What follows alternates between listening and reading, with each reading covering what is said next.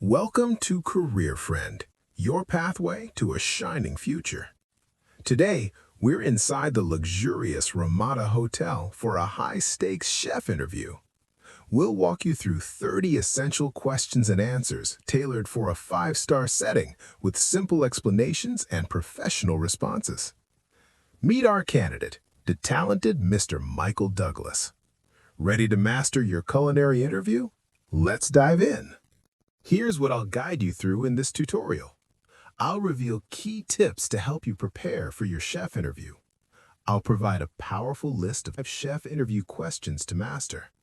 I'll share smart strategies for answering each one with confidence.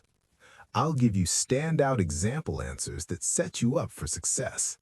Finally, I'll share proven post-interview tips to seal the deal. How to ace your Ramada Hotel culinary interview. 1. Do your homework. Check out Ramada's restaurant menus online, showing you understand their style, fine dining, local cuisine, etc. proves you're serious. 2. Tell your story. Be ready to share your culinary journey with passion. Have a short, powerful summary prepared for the classic opening, "Tell me about yourself." 3. Look the part. Show up in a crisp chef's coat or sharp business attire. It's a simple way to show respect and make a great first impression. Good morning, Mr. Douglas. Thank you for coming to the Ramada Hotel. Please make yourself comfortable. Good morning. Thank you for having me. It's a pleasure to be here. To begin, could you please tell me a little about yourself? Certainly. I'm a dedicated chef with over 8 years of experience in high-volume, quality-focused kitchens. My culinary journey began in my family's kitchen, where I developed a deep love for bringing people together through food. I formalized that passion by graduating from Culinary Institute name and have since worked my way up from a line cook to a sous chef position. My career has given me a strong foundation in classical French techniques, but I truly thrive on using that foundation to create modern, seasonal dishes that surprise and delight guests.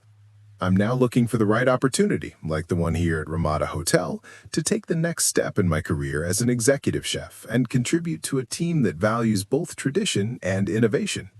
What inspired you to become a chef? My inspiration came from my family's kitchen. Growing up, I saw how food brought everyone together. It wasn't just about eating, it was about sharing stories and creating happiness. I wanted to be the person who creates those joyful moments for others. That passion for connecting with people through food is what drives me every day. How would you describe your culinary style or philosophy? My philosophy is rooted in tradition expressed with innovation. I believe in mastering classic techniques as the foundation, but on top of that, I love to build modern, vibrant flavors using fresh, seasonal ingredients. It's about creating a dish that feels both familiar and excitingly new, which I believe would resonate well with the diverse guests at Ramada. What's your signature dish and what makes it unique? My signature dish is a pan-seared sea bass with a saffron-infused broth and heirloom tomato confit. What makes it unique is the balance of textures and temperatures. The crispy skin of the fish, the warm aromatic broth, and the sweet, slow-roasted tomatoes.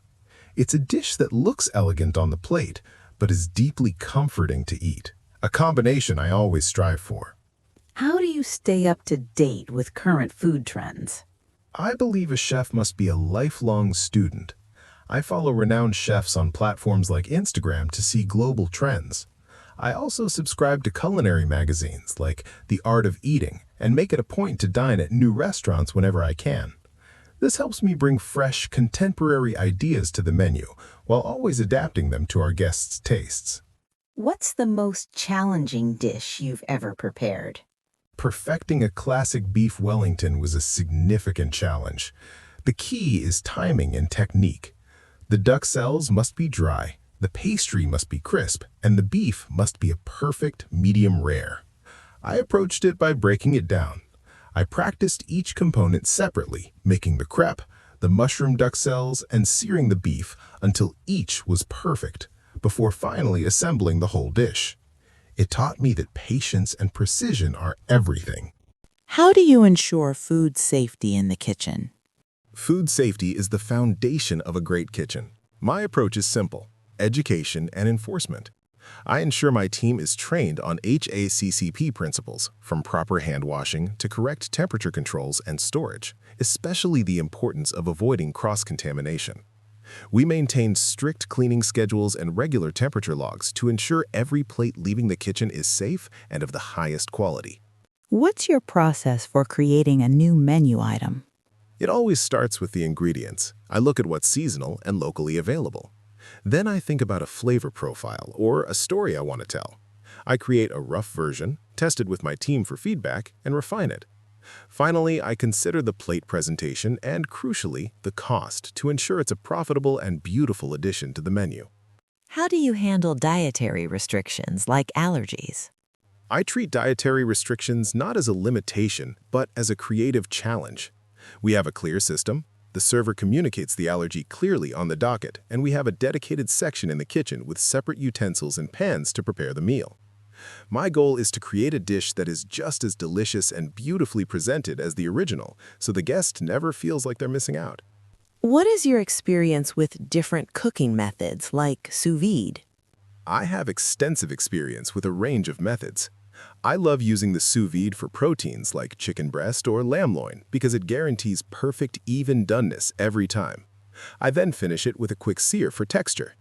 I also enjoy traditional braising for tougher cuts to develop deep, rich flavors.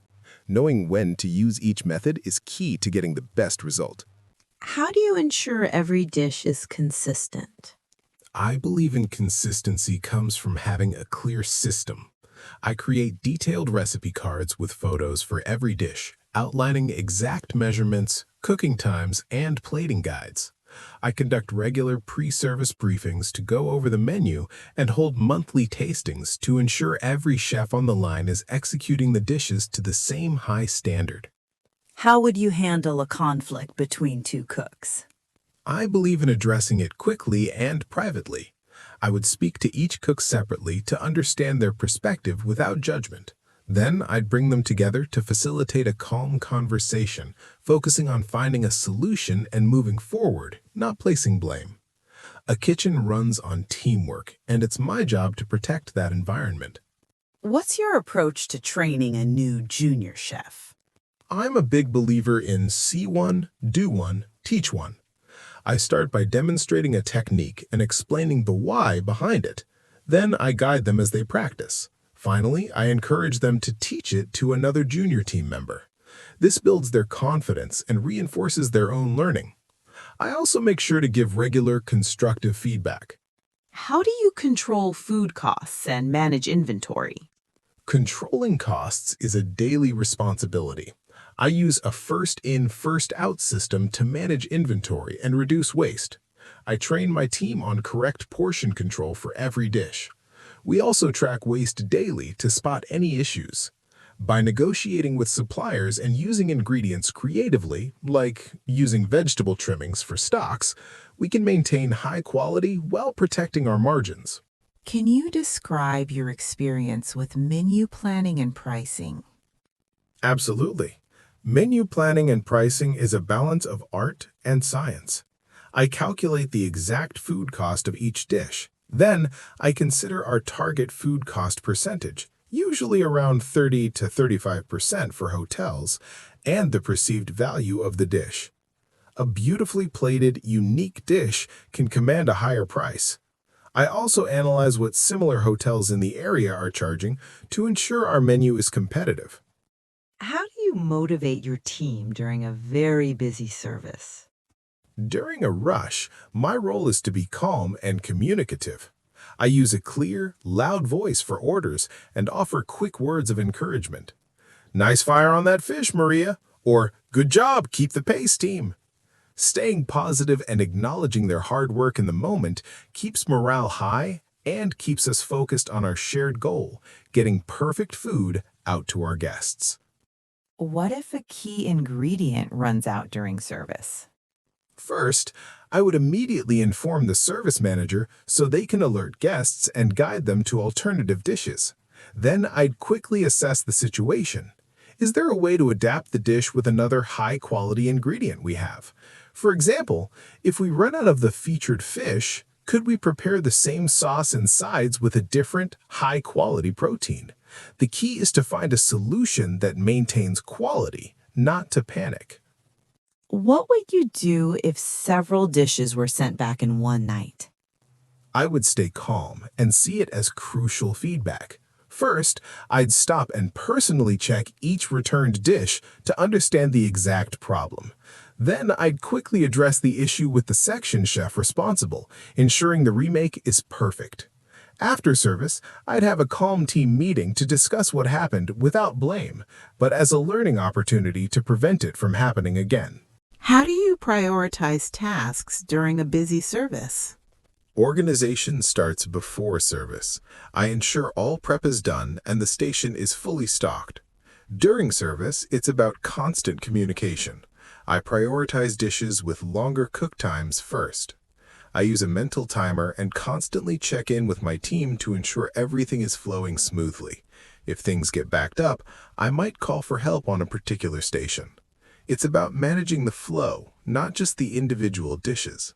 Describe a time you had to improvise to solve a problem. Once, our supplier failed to deliver the fresh salmon for a large banquet. With no time to source more, I quickly gathered the team.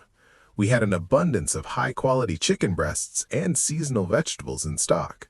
We pivoted the entire main course to a herb-roasted chicken with a wild mushroom risotto. We communicated the change to the banquet manager, and the dish ended up being a huge hit. It taught me that a good team can turn any challenge into an opportunity. How would you deal with a supplier who delivers bad ingredients? I would document the issue immediately with photos and notes. Then I would call the supplier directly, calmly explain the problem with proof, and reject the delivery. I expect high standards, and I would make it clear that this is unacceptable. If it became a pattern, I would not hesitate to find a new supplier who can meet the quality standards that the Ramada Hotel demands. What is the biggest challenge facing restaurants today? I believe one of the biggest challenges is the combination of rising food costs and finding and retaining skilled staff. It requires a chef to be more than just a cook. You have to be a smart business person and a strong leader who creates a positive culture where people want to work, all while managing tight budgets to remain profitable. How do you incorporate sustainability in your kitchen? Sustainability is a core part of my kitchen philosophy. We practice a root-to-stem approach, using vegetable peels for stocks and herb stems for oils. We source from local farmers to reduce our carbon footprint and support the community. I also work with my team to educate them on why we do this, so it becomes a part of our daily routine, not just a policy. What is your experience with farm-to-table or local ingredients? It's something I'm very passionate about. In my last role, I built strong relationships with local farms. I would visit them to see the produce firsthand. This direct connection inspired the menu, for example, creating a special summer salad based on what was freshest that week. It guarantees incredible flavor and allows us to tell the story of the local region on the plate, which guests at a hotel like Ramada truly appreciate. How do you balance creativity with profitability? I see them as two sides of the same coin. My creativity is focused on using beautiful, often less expensive, seasonal ingredients in innovative ways. For example, a creative dish featuring a humble but perfectly cooked beetroot with goat's cheese mousse can be more profitable and memorable than a standard steak dish with a high food cost. The creativity is in the flavor combination and presentation, not just in using expensive ingredients. What role does technology play in your kitchen? Technology is a fantastic tool when used correctly. I use sous vide machines for precision cooking. Inventory software is invaluable for tracking costs and reducing waste. Even something like a well-organized digital recipe book ensures consistency. But the technology is there to support the chef's skill, not replace it. The heart of the kitchen will always be the passion and talent of the team. Thank you, Mr. Douglas. Your answers have been excellent. Before you go, here are a few final tips for our viewers at home to help them achieve their dream job. 1. Ask smart questions. At the end of your interview, always ask a question. It shows you're engaged. For example, what is the biggest opportunity for the new chef to make an impact on the menu at Ramada Hotel? 2. Send a thank you note. Within 24 hours, send a brief, personalized email to your interviewer. Thank them for their time and reiterate your enthusiasm for the role. It's a small gesture that makes a big difference. 3. Be confident, be you. Remember, they are hiring a person, not just a set of skills. Let your passion for food and your positive personality shine through. Thank you for watching, Career Friend. We wish you the very best in your culinary career. Don't forget to like, subscribe, and hit the bell icon for more career guidance. Happy cooking! Goodbye.